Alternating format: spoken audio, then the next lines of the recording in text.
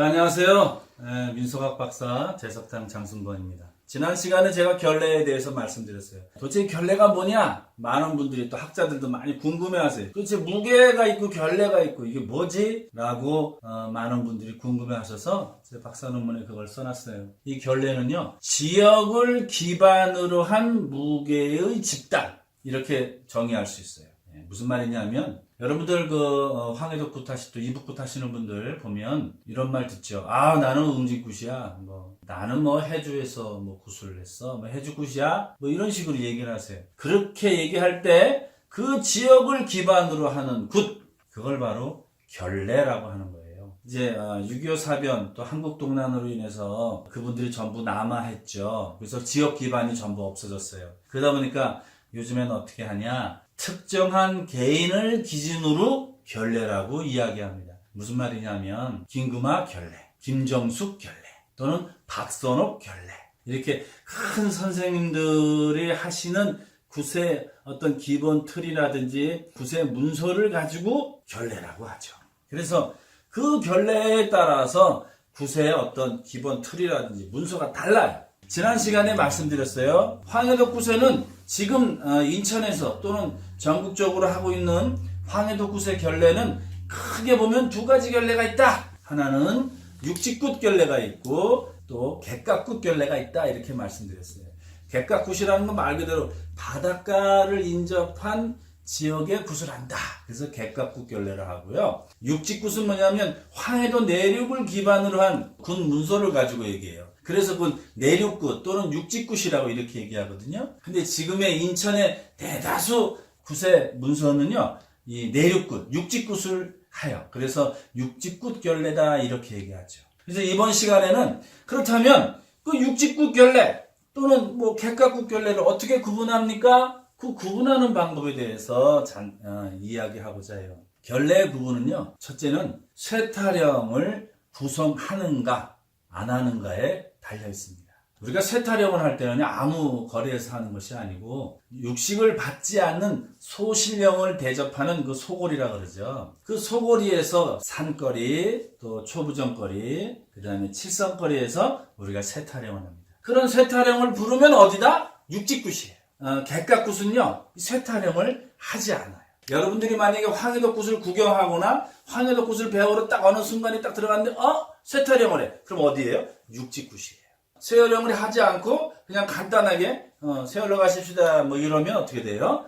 이게 객각굿이구나 라고 일단 생각하시면 돼요. 그 다음에 각 거리마다 무가 구성에 좀 차이가 있어요. 소거리에서는 초부정, 우리 구릉거리에서는요, 사냥거리에서 구성하는 게 달라요. 초부정에서는 육지굿은 그냥 일반 만세바지를 해요. 근데 객각굿은 어떻게 하냐면요, 아항임금 만세를 차지해요. 차이를 아시겠죠? 일반 만세바지하고 긴만세를 별도로 부른다는 거예요. 근래에 들어서는요, 이 긴만세바지를 잘 안 하세요.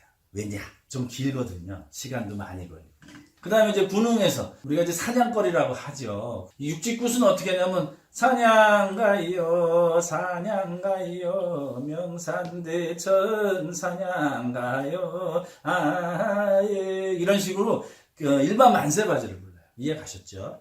그런데 객각굿은 어떻게 하냐면요, 이 만세바지로 하지 않고 잦은 만세를 해요.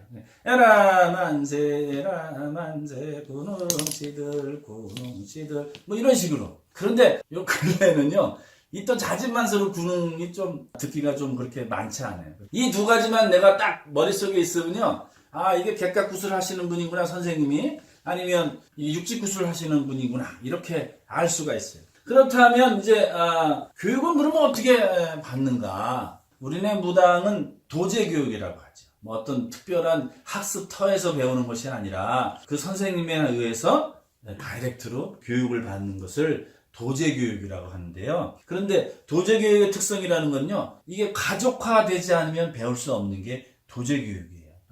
우리가 도제교육 할 때요, 사실은 선생님들 입장에서 약간의 차별을 두는 건 사실입니다. 자, 어떻게 차별을 두냐? 우리가 내림굿을 통해서 받은 자손을 뭐라고 한다 그랬죠? 지난 시간에 우리 생머리 신자손이라고 했어요. 그럴 때 가리키는 방식은요, 성수합의에 의한 주술 전술을 해요. 이런 말 하죠. 선생님이 어젯밤에 꿈에 나타나셨어요. 근데 그건 그 선생님이 꿈에 나타난 게 아니죠. 그 선생님이 모시고 있는 성수님들이 꿈에 나타난 거죠. 근데 구분 못할까봐 선생님의 모습으로 화해서 보여주는 거죠. 그거를 이제 성수합의가 됐다, 이제 그렇게 얘기해요. 또 주술을 전수해요.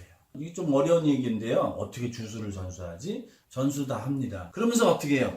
강제적으로 해요. 소리 빡빡 질러가면서 강제적으로 주술 전수를 해요. 교육은 그렇게 하는 거예요.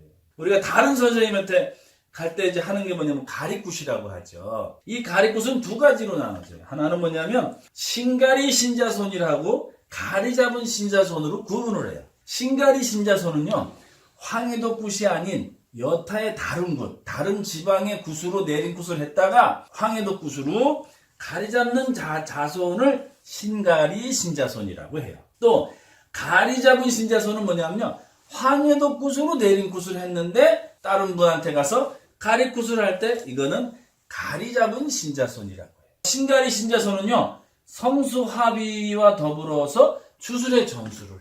근데 뭐가 차이가 있냐, 생머리하고. 생머리는 좀 강제적으로 막 뭘 시켜요. 우리 신가리 신자손은요, 좀 반강제적인 어떤 교육 전수를 해요. 가리 잡은 신자손은요, 이거 완전히 다릅니다. 선택적으로 주술을 전수해요. 또 선생이 나서서 너 이거 해야 된다, 너 저거 해야 된다, 이렇게 안 해요. 제자가 이렇게 요청을 해야 그 요청에 따른 선택 교육을 해요. 생머리 신자손과 신가리 신자손은요, 의무교육이에요, 의무교육. 그런데 가리 잡은 신자손은 의무교육이 아니고 이거 뭐 학원에 등록해서 하는 거하고 똑같아요. 그 다음에 구판에서 가장 중요한 사람이 있어요. 이게 누구냐면 장구를 얘기해요. 그걸 우리는 상장구라고 얘기해요. 왜 상장구인가? 상장구들이 어떤 역할을 하면요, 제자들, 신애기들 굿을 가리키는 굿선생을 역할을 합니다. 신부모가 굿을 가리키지 않아요, 사실은. 이 누가 가리켜요? 상장구가 원래는 가리키죠. 그래서 모든 것을 뒷수발을 책임지고 있는 것이 우리 상장구들의 역할인데, 그래서 굿교육을 해요. 그 다음에 굿판 전체를 좌지우지하는 게 누구예요? 그 연출가죠. 그래서 연출을 해요. 그 다음에 뭘 하냐면 제갓집, 관중과 무당을 소통시키는 아주 중간자 역할을 해요. 그게 아주 중요한 역할을 하죠. 그 다음에 뭐래요? 우리가 어떤 옷을 입어야 될지 몰라. 어떨 때는. 그럴 때 누가 해요?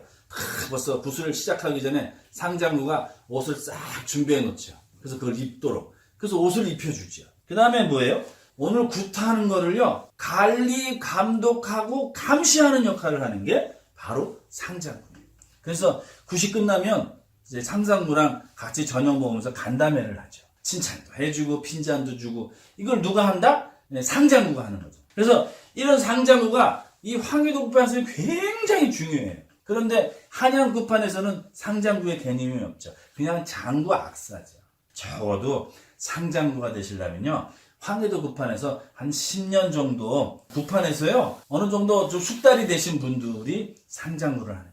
오늘 황해도 굿 배우기 결례 도제교육 그리고 상장구 역할에 대해서 간단하게 여러분과 이야기 나눠봤습니다. 다음 시간 또 기대하죠. 우리 궁금증을 한 방에 해결하는 우리 장순모입니다. 다음 시간에 봬요.